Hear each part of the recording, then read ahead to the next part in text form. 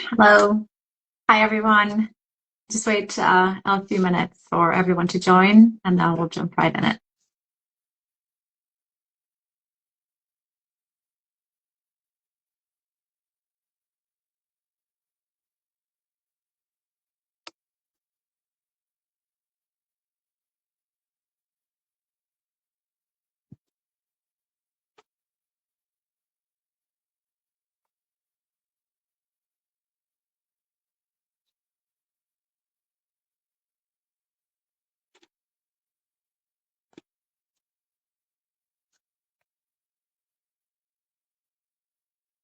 It's not letting me add Kate.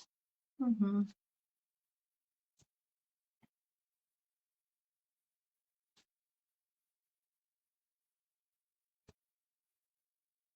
I've hit accept like three times. Okay, hold on. Going to disappear and come back again and hope that that works. Ah, there we go. Good The 11th morning. time is the charm. All right, so I'll do a little intro. Hi, everyone. My name is Ejay Fides. I'm the founder of Idaho Jones, as many of you know. And today I am so excited to have Kate from That Millennial Mom with me. If you see me looking over there, because I have my notes, not that I don't find you guys I interesting. I have mine Um, too. Don't worry. So, Kate is a first-time mom who's been through so much, an infertility journey, an IVF, and then happy ending with a baby, but then obviously exclusive pumping and the whole new world in that way. She's also navigated the big shift from being in the corporate world to being a stay-at-home mom. And we actually connected last week after I posted about some shady marketing tactics by some pumping agents, pump brands, and influencers. And Kate has been really vocal about this too. Actually, she was vocal about this before my post as well. And she recently actually walked away from a partnership with a brand, which I really appreciate this principled stance. We'll chat about that too. But I'm so thrilled to be here today with you, Kate. Welcome. Thank you. Thank you for having me. I'm excited.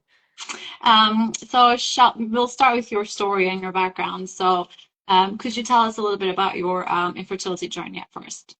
Yeah, so my husband and I got married in 2019. We decided we wanted to do 1 year married, just the two of us.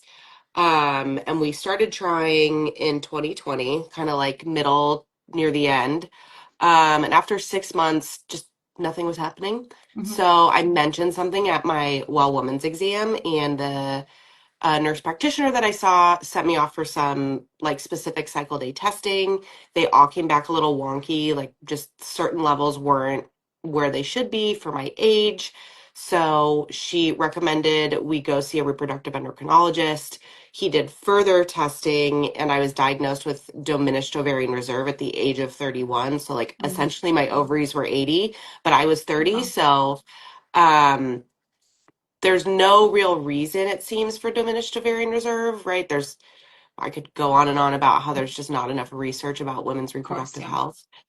So we did 4 IUIs at that clinic, and it just wasn't a good fit for us. We wanted someone who was really going to dive in to figure out what was going on. So we took a break for a little bit, then switched clinics. A friend recommended, where we ended up doing a round of IVF, but we did two more IUIs there that failed. And then we decided IVF was the next best step. At hmm the time, I did have a very cushy corporate job that had IVF insurance, and that was the Right. only way we were able to afford it. I think there's a big misconception of just, oh, well, why don't you do IVF? But a lot of insurance companies don't cover it. My husband's a Sure. small business owner and tried to get insurance coverage on his plan for all of his employees, including us. And basically, the broker said insurance companies won't do it for anything under 500 employees. So Wow. there's certain stipulations. So the only reason we were able to do IVF was because of insurance. It ended up being about $7,500 out of pocket, still a Wow. lot of money. But not the 35, 40 grand a lot of people pay out of pocket hmm for multiple sometimes cycles. We did a 5 day fresh transfer. He's 20 months now and he's sleeping. It was kind of crazy that it worked the first time. Like statistically speaking, it doesn't usually work the first time. Hmm. So we were very surprised. Great. Yeah, so still kind of like working through what's going on, but that's kind of Mm-hmm. the start of it. Well, it works, and that's all that matters. Like all of that is for a baby at the end, and it doesn't matter how Yeah. you get there. So I'm so glad it Yep. worked for you the first time round. So you did your pregnancy test, you found that positive. Hooray. Yep. And then what happened? Yeah, so I actually did not test it all at home. A lot of people like to test either the day before their beta or the day of just to be prepared. But we Hmm. decided no testing at home.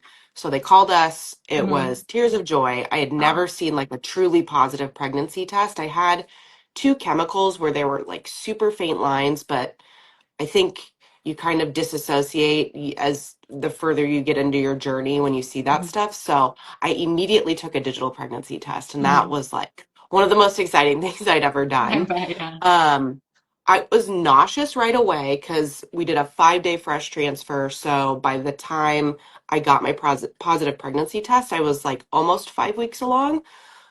So I was a little nauseous. I was doing the ginger ale and crackers and trying to like kind of move through that way. My clinic doesn't like to prescribe Zofran because I have a blood clotting issue. I was on blood thinners, and Zofran Mm. can restrict blood flow. Hmm. So they were really hesitant to prescribe me anything. And by like week 8 or 9, I was vomiting so regularly that I had to go into the clinic on a regular basis just to get replenished on fluids. Oh, And then wow. once I graduated the clinic, and I was with the new OB, I was going to the ER. I was having mobile IV clinics come to the house because I truly could not keep a single drop of water or food down. Wow. And so I finally called my new OB and was like, hey, here's what's going on. And so came in for another appointment. He was like, we can't have you doing this. Official diagnosis of hyperemesis gravidarum, which affects around 3% of pregnancies.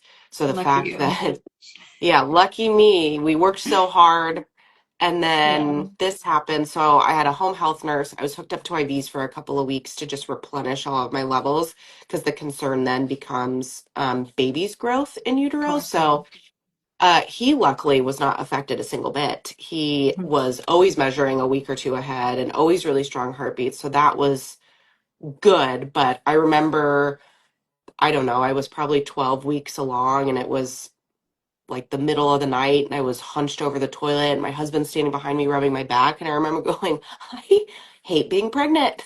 Yeah. This was so disappointing. Yeah, I bet. So, um, it did end up resolving. Sometimes hyperemesis resolves in the first or second trimester for some people as hormones start to level out. Um, some women do have it the whole entire pregnancy. I was Yeah. lucky that around 22 weeks it resolved. Ironically, that was around when I stopped all of the hormones that were required by Mm-hmm. doctors, the progesterone, all that kind of stuff. Hmm. I think I had like 5 good weeks pregnant, and then he just rapidly grew near the end. And I Hmm. had heartburn that I'm convinced could have melted a forest. We could have just Oh, started a forest fire with it. So, very minimal sleep. I was actually congested the entire time I was pregnant, hmm. which I guess is also a small subset of women. Your body Yeah, I is had just that too. producing, Unfortunately, it's horrible. yeah.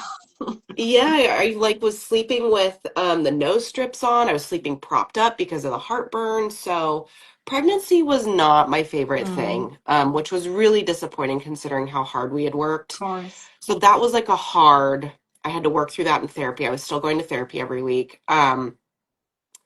And because I was bedridden for so long, I didn't really take into account how much muscle mass I lost. Like you lose muscle mass in pregnancy anyways. So when delivery came around, I delivered at 37 weeks. My water broke spontaneously. I was just Hmm. standing at the kitchen counter. Um, Happened to hop in the shower and it broke like all the way like in the Wow. movies because they usually say that doesn't happen, right? Like Yeah, it's just not like like the the movie movies. I Brides remember type thing. Yeah. yeah, no, it was like the movies. I was like, "Oh, we're having a baby today." That was at like 7:15 and baby was out and on my chest at like 11 something. It was 3 hours and Wow. 47 minutes. excuse me, I'm gonna sneeze. Oh, so I had precipitous labor. So that was like my one redeeming thing is that it wasn't At this least like that one long part, drawn out. obviously. Yeah. Yeah, I got to the hospital and I remember feeling like I was like I was panicked. I was like, help me, help me. Hmm. She's like, well, you're 8 centimeters dilated and you're in transition. So let's hope that we can get the anesthesiologist in here because he's in the operating theater. So I was like, oh, ended up sitting for an epidural at 9 centimeters through two Wow. contractions. And I had like all back labor. So yeah, birth ended up being kind of a redeeming. It was like calm, cool, collected. We did have NICU in the room because there was meconium in my water. So Hmm. NICU kind of whisked him right away just to make sure we weren't in the Hmm. danger zone. But yeah, it was a really like that was the one redeeming thing. I just didn't take into consideration like how hard pregnancy was on my body. So there was like a little stuff postpartum that I've had to deal with.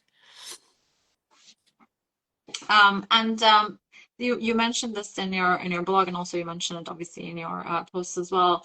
How was your mental health? Obviously, through the whole infertility, which is a very tough journey, a very difficult pregnancy, and then obviously the postpartum period is so fragile for everyone. Would you mind talking a little bit about that aspect of your experience? Yeah, so I actually have a clinical diagnosis of depression and anxiety, and then very late diagnosis of ADHD. I got diagnosed like 6 months before I got pregnant. I Mm-hmm. had been doing really intense EMDR therapy to just work through some trauma that I've been carrying around for a long time. So I take mental health pretty seriously.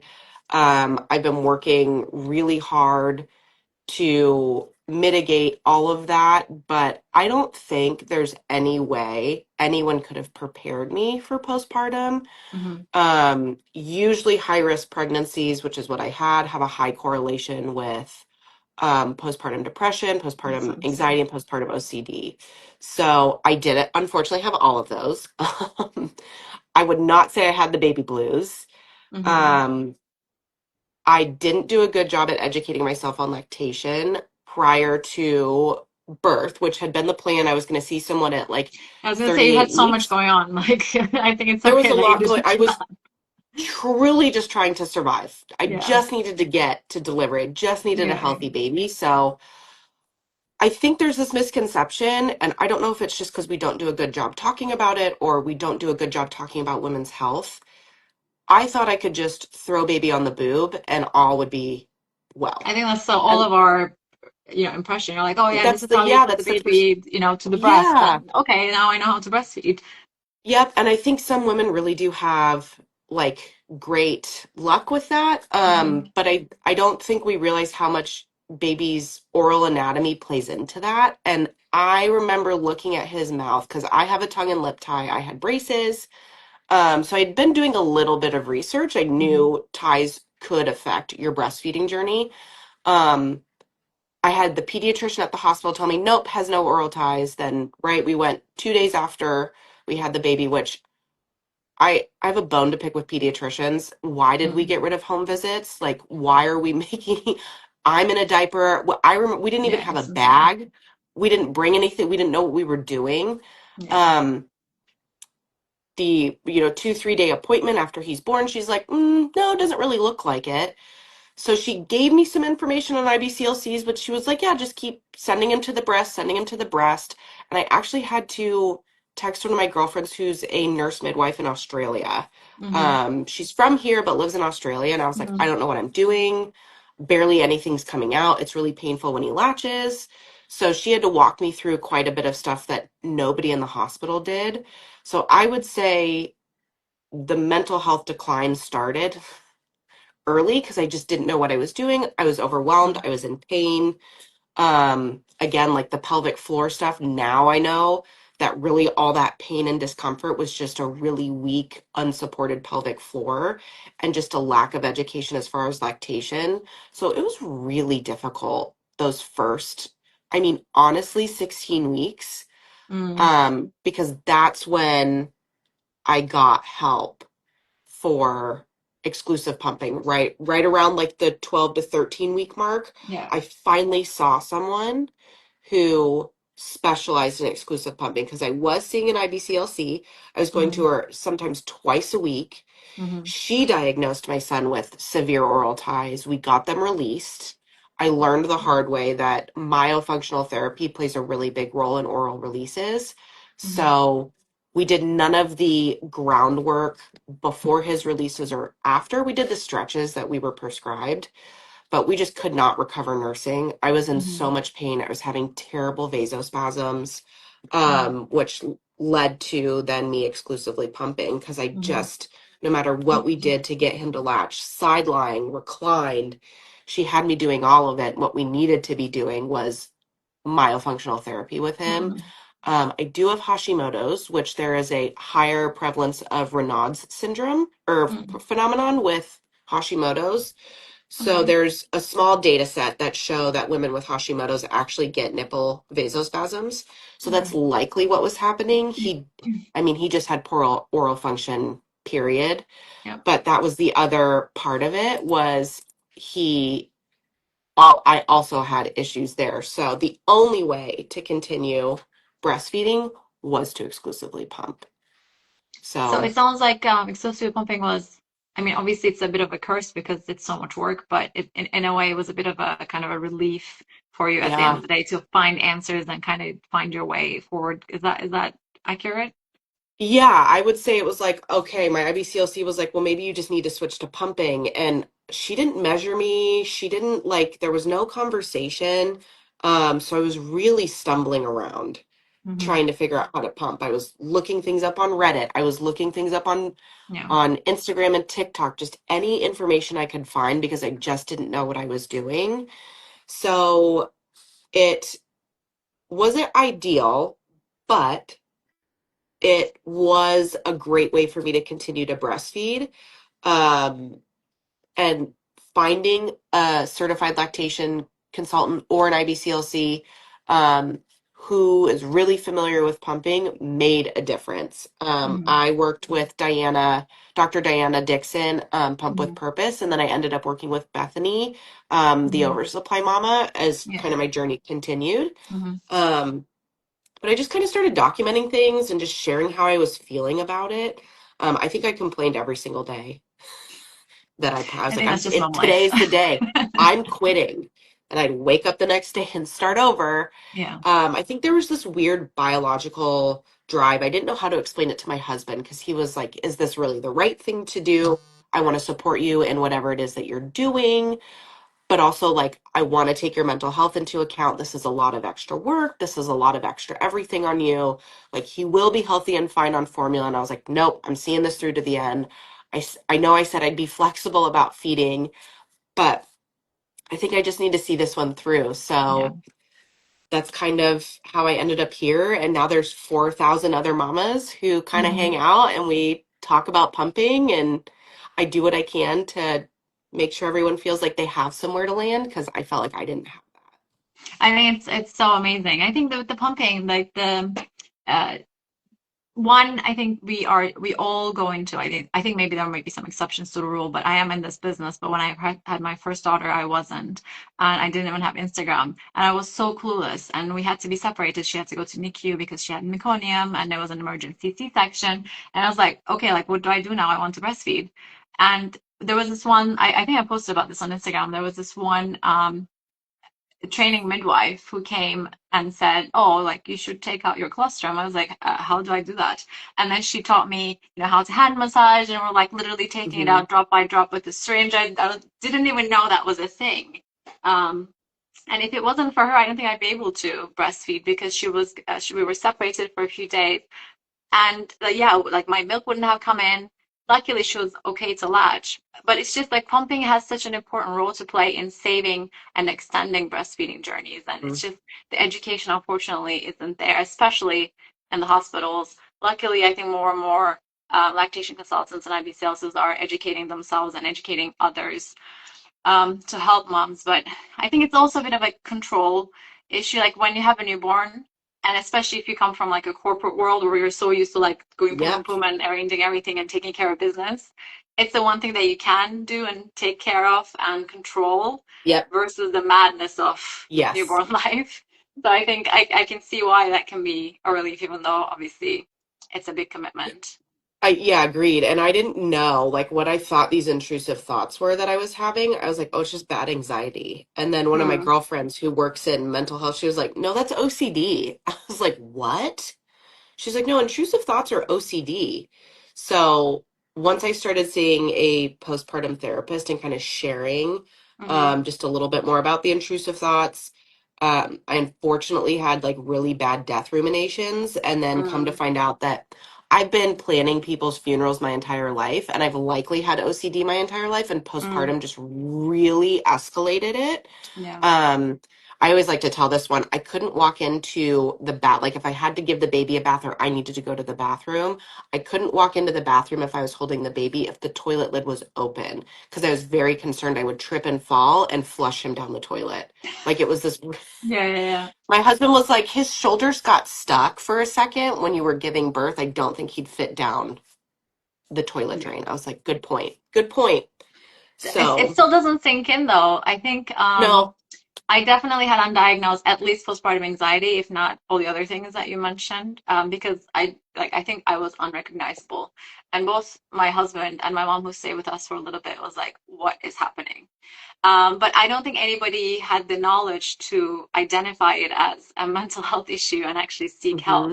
I just thought, Yep. okay, like she's just gone crazy. It's like a newborn life. She doesn't know how to Yeah. deal with it. Sh- Um, She's sleep deprived, and really it's this massive shift in hormones that they don't prepare us for. My husband and I were talking about the birthing class we took through the hospital, which we ended up having to email them. And I had to be like, hey, I had the baby. I'm not coming to the last class. Like, I don't think I need the rest of this information. There was, at the very least, in the two classes that we took, nothing on postpartum. And from what mm, it sounds like, there wasn't going to be anything on postpartum yeah. in that third and final class. Like, I don't understand why. I know that a lot of the private places will do it, right? Like the private birthing centers, the private doulas and midwives will offer like a couple weeks long educational course, either in person or online.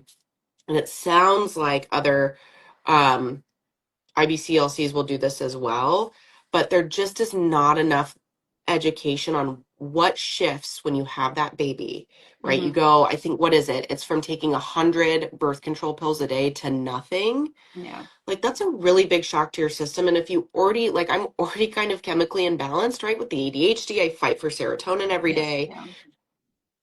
I mean, there just was not enough education. I wouldn't have known. And I don't think Hmm. anyone else could have possibly told me. None of my friends like work through the same mental health stuff that I do, so Yeah.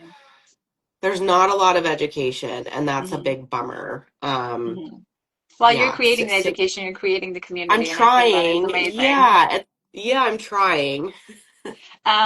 Maybe let's switch gears to this pump and pour Hmm.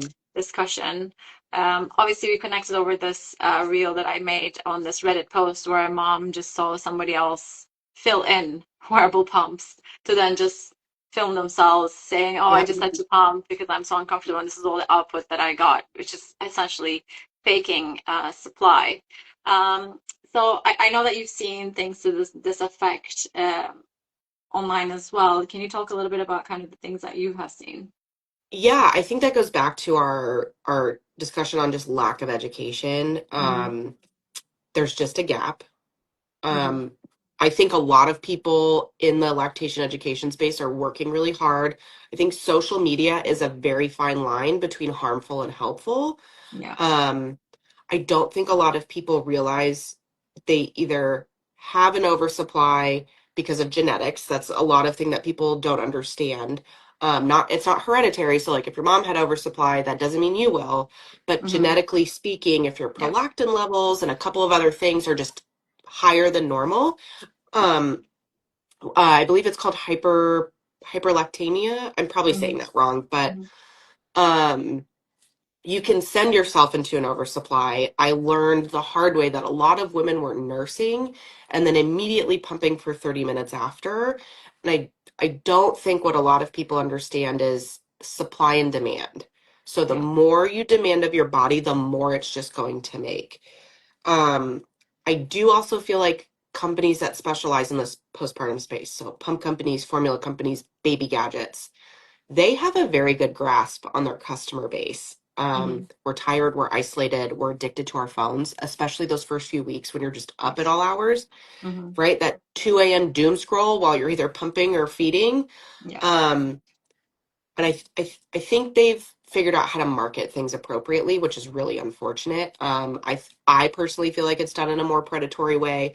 Must-haves. This is essential. This is the only way you're going to get through your middle of the night feeds. The only way Mm-hmm. you can get through your middle of the night pumps. And I think because there's now this shift from standard 9 to 5 jobs into content creation, there are people who do understand marketing in that sense.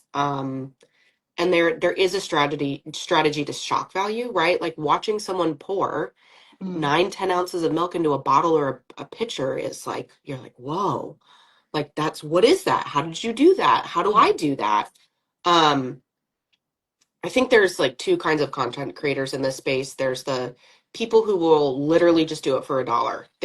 Mm-hmm. They pump and pour, they don't answer any questions, they don't have conversations with followers in the comments. They're selling a guide on milk supply Mm-hmm. um as a non-credentialed person. And I don't know if they then understand that ripple domino effect that has on people's mental health.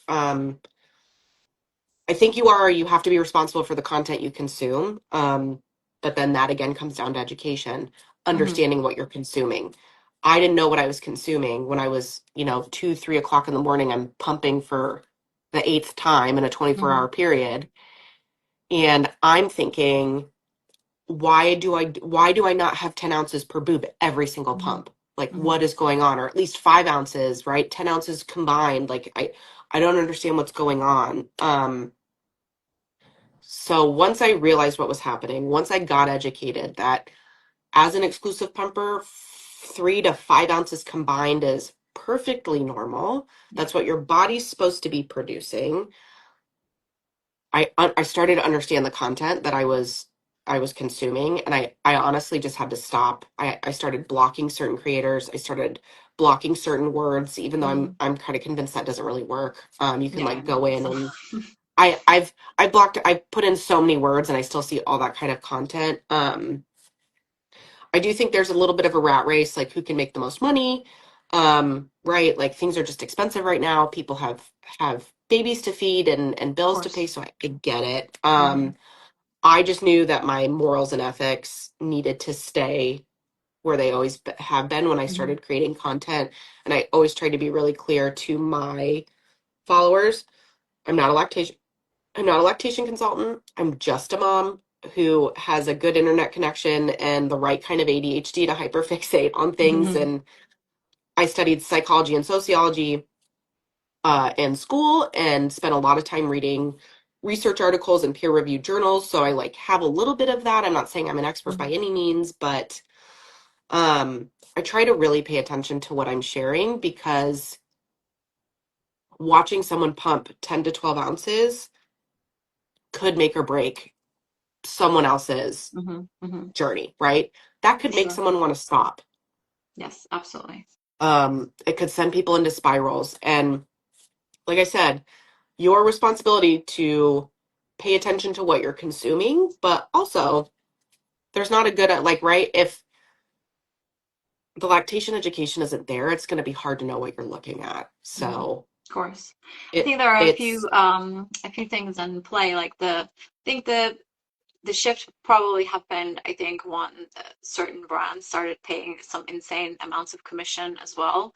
Like we have an affiliate program, but like I think we were one of the high or were one of the highest commissions. It was a 10% of the sale value of the product, and I think that's not a lot of money, especially in some of our products.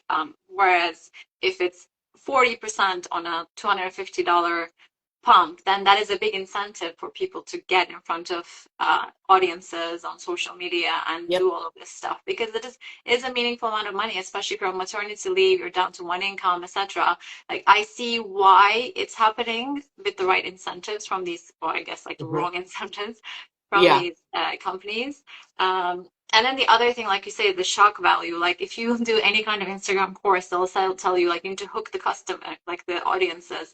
And then one of the things as humans we want to do is we want to see processes come to a conclusion. So if you Uh-huh. start someone pouring something, you want to see it end and like that bottle to be twisted, and you're kind of just like hooked there watching this person pour Yep. ounces and ounces of milk, and you're just like, why did I just watch all of this? I know this is all, BS, and I'm still here watching it just because we're Yeah. programmed do that. Whereas, like, I try to share a lot of scientific information, but Hmm. unfortunately, that goes nowhere on the algorithm It's not because sexy. people doesn't The d- care. It's no. information that people just like scroll past. Yeah, I have to read that, so I'm just not going to. So Yeah. there's a lot of things at play, unfortunately. I think people want, I just as human beings, right? We want the magic pill. We want the fast fix. I Yes. mean, all of those, what was that weight loss ad thing, like early 2000s? Like everybody took it, but like people were passing out because it Oh was yeah, just dehydrating them. Yeah, yeah. I'm trying to think of what it was called, but it was like a I thing when don't I was remember. in high school and college. I think what happens is people want a fast fix, right? Like Yeah, moms are desperate to feed their babies because there's not enough support, period, for us postpartum, indeed, medically, all of it. And then it doesn't happen because that's not what happens in real life, right? of You're course. not pouring 10 ounces a Hmm. boob per No. session. And you feel disappointed. You then maybe feel like, okay, I should just stop because I'm making exactly what he eats. What do I do if I need to go back to work? Hmm. So there's that aspect of it that I think some of these content creators don't see, right? We talk about keyboard warriors all the time, like people just being bullies. Yeah. And I'm not saying by any means these content creators are bullies, but you don't see the impact you have Yeah. because all you're concerned about is your engagement and how much money you're making. Yeah. And I think that's where we get lost in the sauce. And I Hmm. knew I didn't want to do that because of how Hmm. harmful it had been to my mental health, my journey.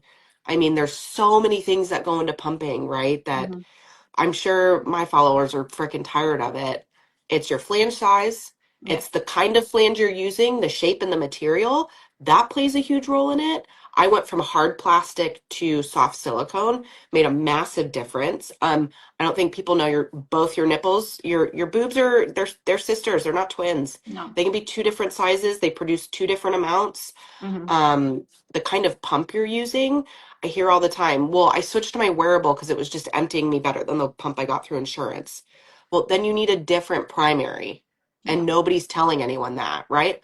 I did the wearable thing for 3 months and almost tanked my entire Yeah, I was gonna breastfeeding say it's journey. good at the beginning, and then what happens down the line to your It's always supply. good at the beginning, but those motors just aren't designed for 8 times a day. 30, a lot of us need 30-minute sessions, Hmm. and you just know that. You Yeah. don't I didn't understand how my pump worked. I did have a Spectra. I got it through insurance. That thing is basically just a paperweight now because it Hmm. wasn't the right primary pump for me. And Hmm. that's the hard part. I was actually talking to a mom yesterday or the day before. It would be so nice to go somewhere and just like test all of the pumps and all the Yeah. different sizes. Like just try to figure out what works best. And that would be my goal. My long-term goal is to do my CLC and have I was gonna somewhere ask you either that actually. I'm glad to hear. yeah, long term. I mean, I've thought about going back to corporate. I loved my job. I was Hmm. in talent, like human capital Hmm. management Hmm. and human resources. I helped people design performance plans and entire recruitment plans, start to finish, that tied in to their Hmm. performance and comp plans.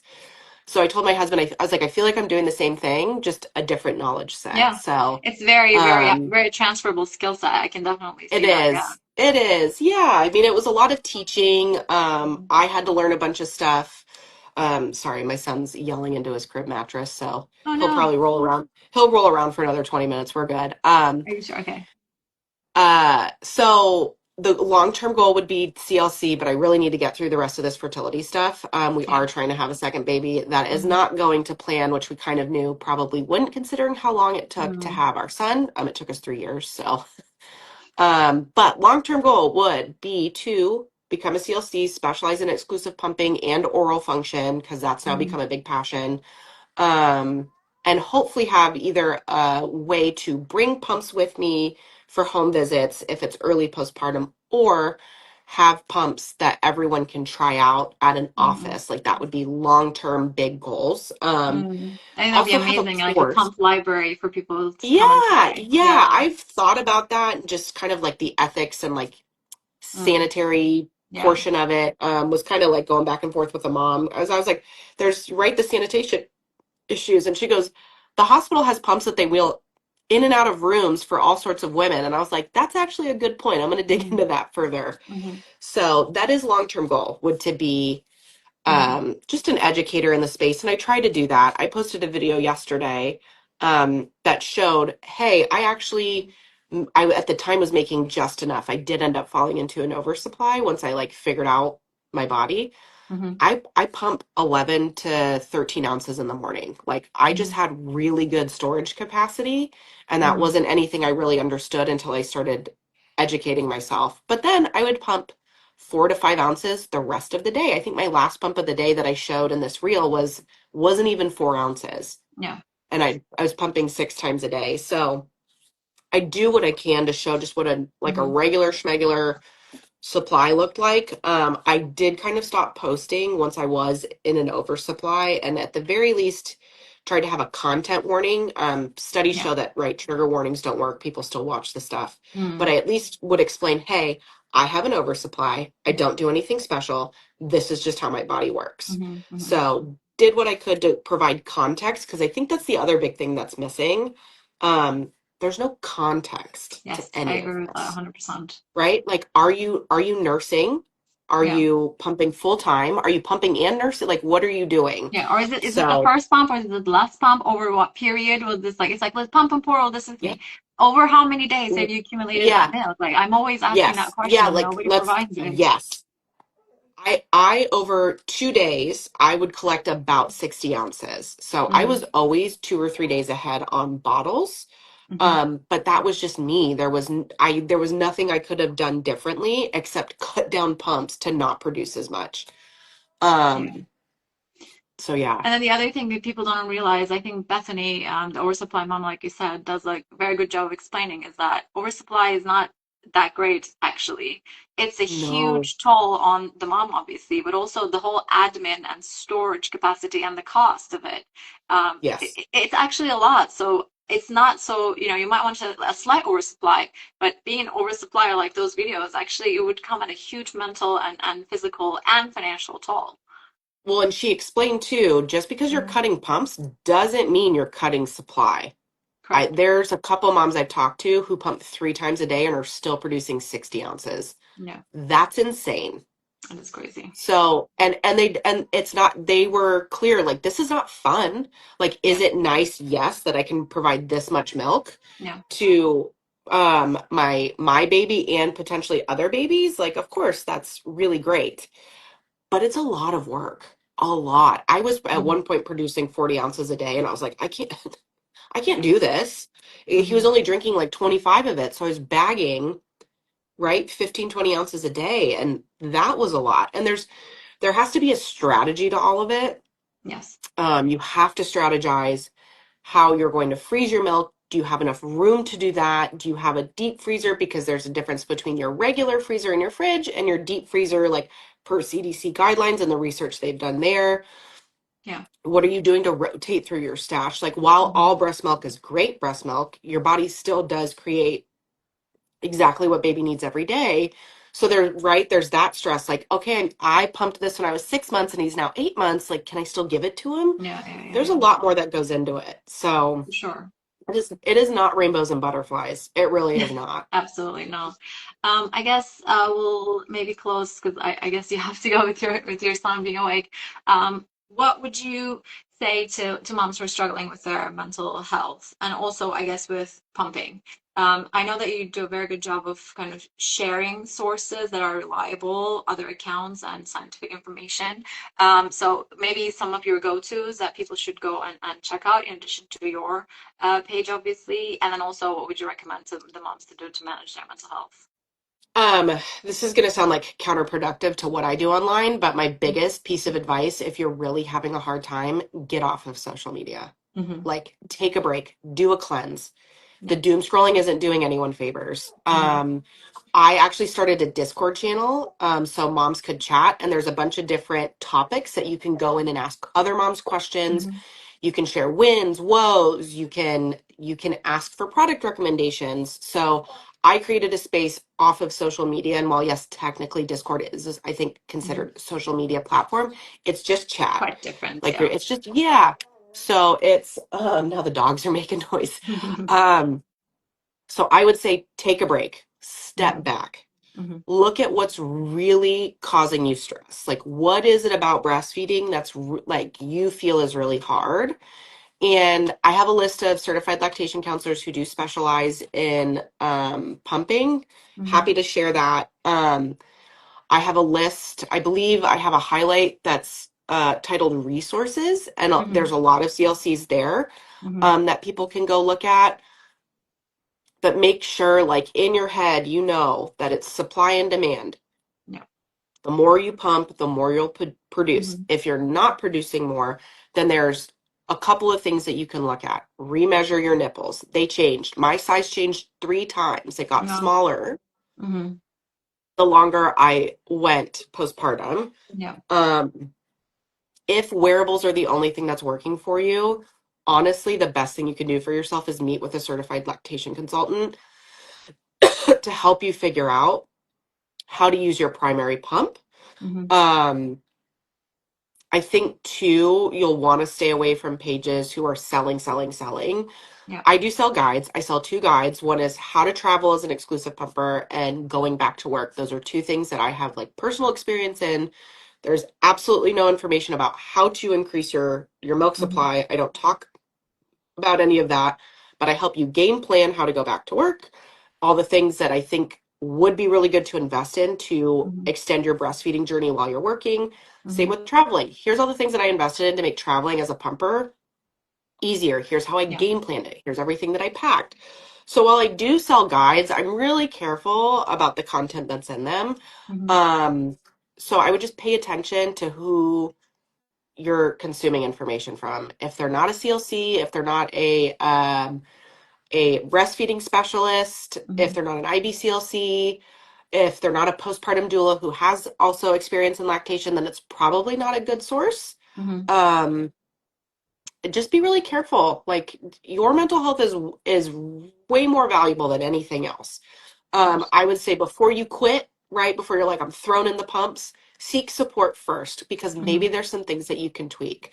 Because that's Mhm. what ended up happening between Diana with Pump with Purpose and Bethany with the Oversupply Mama. I just tweaked these few little things and they Yeah. helped me like strategize better because I just didn't know. And while it Mhm. was still really hard and I did still complain every day, I still did it for 14 months, well Yeah. past what Which I is a thought I huge feat. would. Yeah.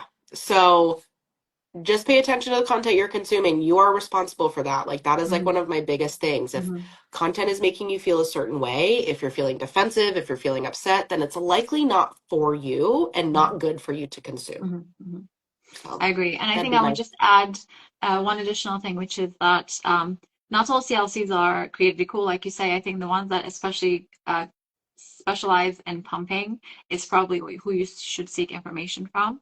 And the other yes. thing I would recommend is being very careful with pump reviews because a lot of people Yes. write from their own experience about how a pump worked for them, but Uh-huh. their body isn't your body. So you need someone who either reviews pumps quite scientifically. So I'm thinking of like Genuine Lactation or like New Little Life, where they really like test everything scientifically Yep. with a machine and they can talk to the strength and the way that pump works very scientifically, or someone who sees large volumes of mom who use different pumps, so then they can Yep. see what type of pumps work with Yes. what type of moms.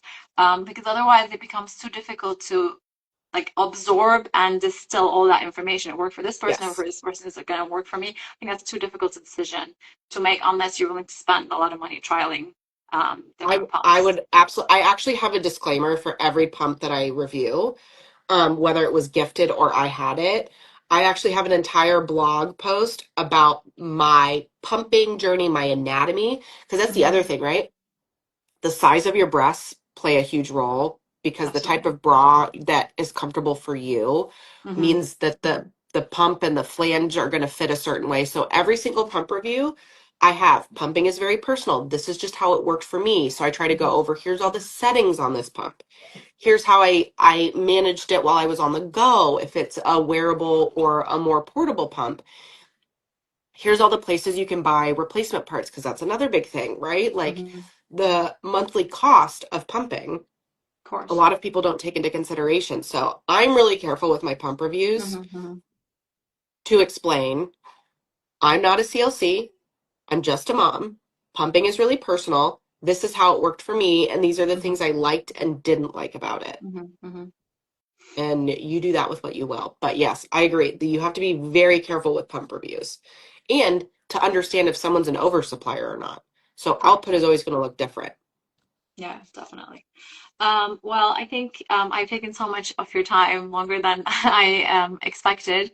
It's been a true pleasure, and I really thank you for how conscientiously you're sharing information with your community, because I think that kind of nuance is what we really need in this space in terms of how people provide information, how they talk about their experiences, how they refer to other people who know more if they're not credentialed source. Yeah. So I think that is really huge, and I really appreciate everything that you're doing for the pumping community. I appreciate it as well. I mean, it's so nice to have owners of these companies who are also as conscientious as some of us are that are paying really close attention, right? Sharing the facts are not always sexy. People don't want to hear that. People want to hear what they want to hear, right? Mhm. So Indeed. it's much appreciated. And this has been such a great conversation. Likewise. And good luck with the fertility journey for baby number two. Hopefully, it will Thank you. join us soon and we can do another live and Yeah, hear she's in tow. hopefully. I've been sharing a little bit of that online as well. So I've just been sprinkling little bits in so people can follow along there if they're interested as well. Amazing. Well, thank you so much. I'm sure we'll stay in touch and do another one of these in the near future. And Yeah, have a good day. you too. Thank you. All right. Bye. Bye.